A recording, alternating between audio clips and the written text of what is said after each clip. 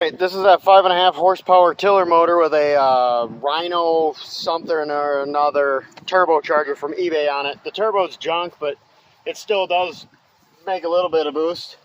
I'm gonna try to run this thing until it blows up. We'll just feed it a lot of carb clean.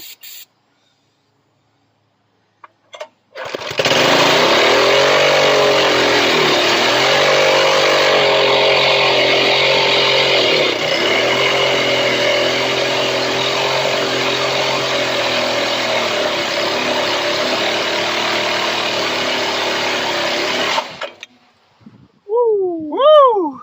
There she went. That's the end of that thing. Kicked her rod. It's over.